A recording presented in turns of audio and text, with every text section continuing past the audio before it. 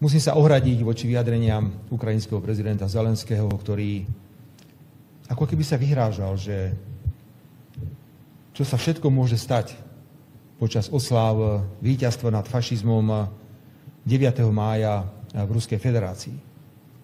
To je nevídané. To je pre mňa jednoducho až smiešné. To, akože nám odkazuje pán Zelenský, ja som malý hráč, o mňa nejde, ale odkazuje čínskemu prezidentovi, odkazuje brazílskému prezidentovi, odkazuje prezidentom a hlavám štátov a premiérom z krajín, kde žijú 100 miliónov obyvateľov, že nechoďte tam, pozor, lebo my, Ukrajina, vám niečo urobíme. To sa nerobí. Ja odmietam takéto vyhrážanie sa kvôli bezpečnosti.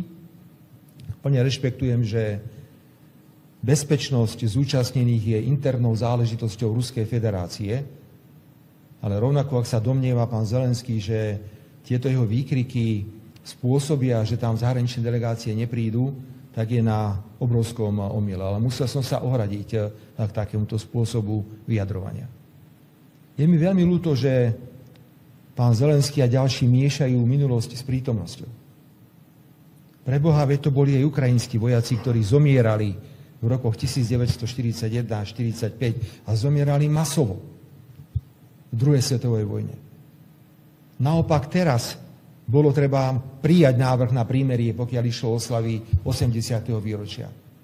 A minimálne, keď už nezablahoželať k ukončeniu druhej svetovej vojny, tak byť ticho. Je to veľká neúcta, ak niekto krajine, ktorá mala najväčší podiel na víťazstve nad fašizmom a mala absolútne najväčšie obete, aké si vieme predstaviť, odkazuje, oslavujte si, my vám tam možno hodíme nejaký droník alebo niečo podobné. To sú neakceptovateľné veci pre mňa. Toto do modernej politiky nepatrí.